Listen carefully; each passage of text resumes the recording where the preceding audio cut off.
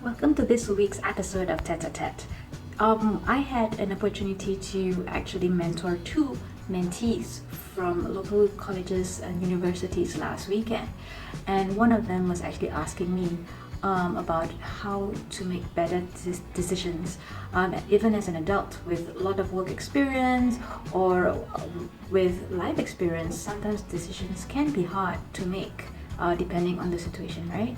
So today I'm going to share a short story about decision making, and later on I'll be sharing a few tips or a few questions to ask yourself to help you make that decision. So there was this group of children. They were playing on a train. There are two train tracks, and there was a group of children who were playing on the track that was still operational, and one lone child decided to play on the track which was not operational. As you would have it, suddenly there was a train that was coming on the track that was being used by the group of children, where the group of children playing, as expected, right? Because it was an operational track. So you have the choice.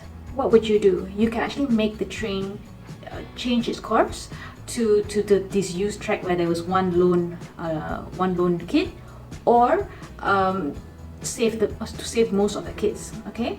Or just let it go and kill all the kids. So, okay, what decision would you make?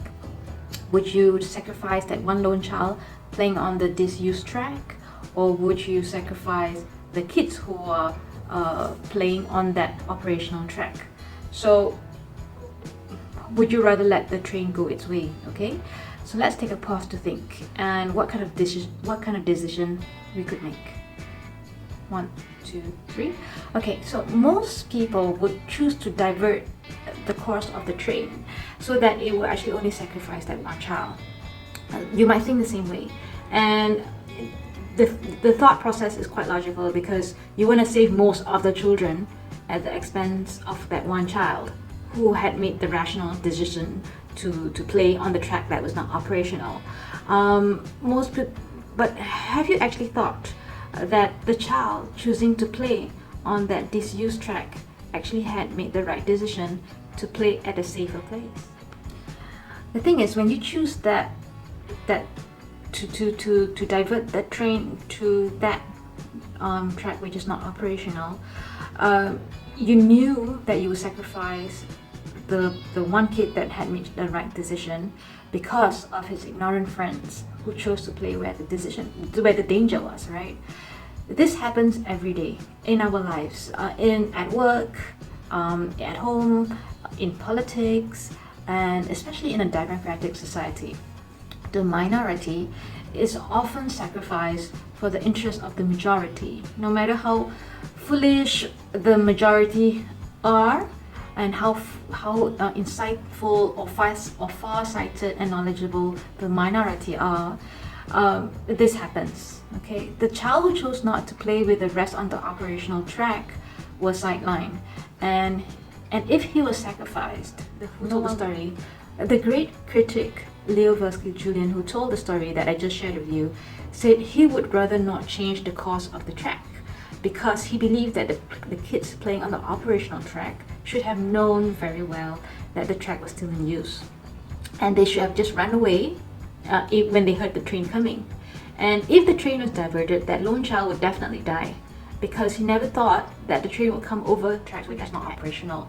Plus, there should be a reason why that track was not operational. It could be perhaps it's not in working order, and when you actually divert the train to go to that track that is not operational, you could be sacrificing more passengers on the train.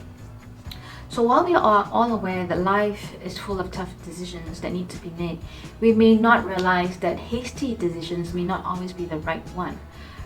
Remember that what's right isn't always popular, and what's popular isn't always right. Everybody makes mistakes, and that's why they place erasers on pencils. Well, they used to. Now I think they have mechanical pencils with little rubber ends. I'm not very sure. I still use rubber and pens, but mostly for drawings.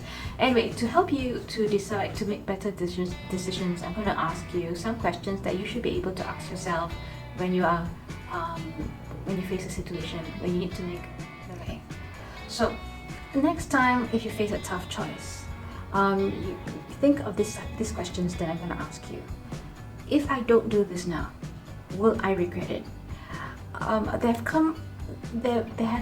have actually faced myself in this situation where I had a choice to make.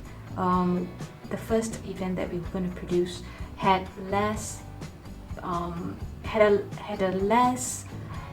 reach to the people that we wanted to reach. So obviously, the number of people that were going to attend were going to be much less, and that will make our event a loss. But would we proceed or would we not? So will I regret not running this event for the company? And what we did was we balanced it out. We thought, okay, well, should we charge for the event at its planned price, or should we just give as many tickets as possible to as many people as we wanted to be there, decision makers, industry leaders, so that we could just start having people aware that this specific topic that we were actually creating the event around was relevant. And even though they might not know that it is relevant now, it could be relevant in the very, very near future. So we decided just to go ahead, give the tickets free to as many people as possible, and the event turned out alright. It actually led to a bigger event the next few months down, because we could learn from experience. We knew what people wanted from the feedback that we got. The next question would be, what am I afraid of? This question actually helps you identify the fears that could be holding you back. Fears that make actually lousy decisions, lousy confidence. Okay, next would be about intuition. What does my heart say? Your gut actually, if you listen to your heart and your gut, which most of us tend to ignore in this current society, where things happen so fast, where sometimes you don't even have time to think. So try to step back and listen to your heart, and never make a decision that doesn't resonate with you deep inside. Put aside convention, unwanted advice, and judgment from others, and ask yourself if this is something that you really, really want, and something that speaks for you as only a heartfelt. Next question would be, what am I really doing this for? Like question number 1, this draws your focus on the big picture. How does this choice connect with your goals? For example, there's this writer called Neil Gaiman.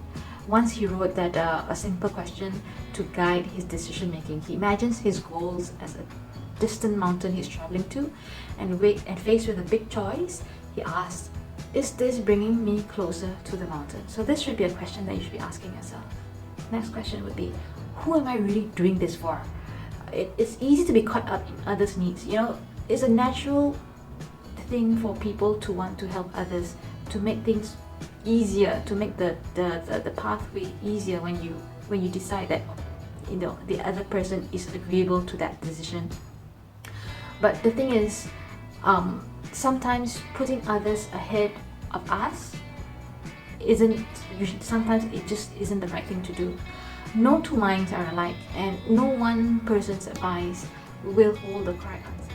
So what you can do is use this question to sort out what this decision means for you, and how the needs and the agendas of others factor in.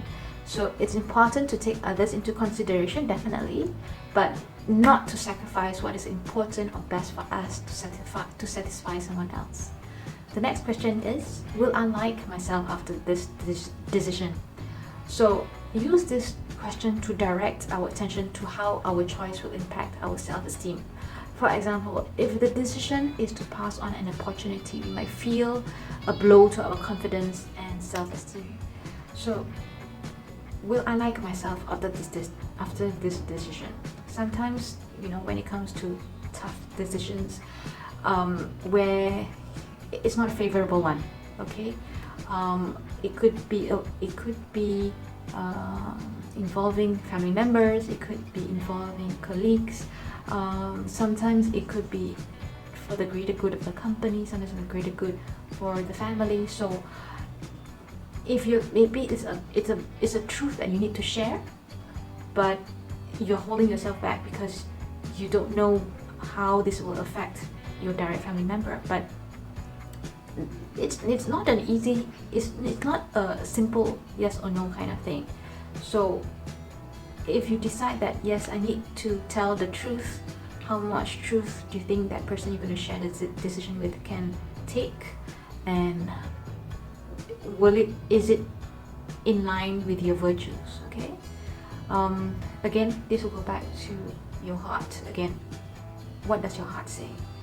The next natural question would be, can I cope with the fallout? Obviously, because if your decision isn't a favorable one, are you able to stick by it?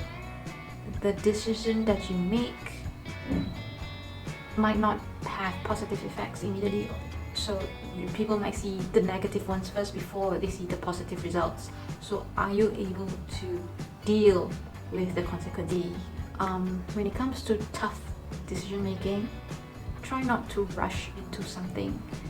Try to sleep on it. It actually really works, because when you are focusing on things on during the day, where there's so much pressure around you, there's so much noise, you might not be able to think clearly and objectively. Sometimes sleeping on it before going to sleep, just ask yourself, okay, what is the right decision for me to make?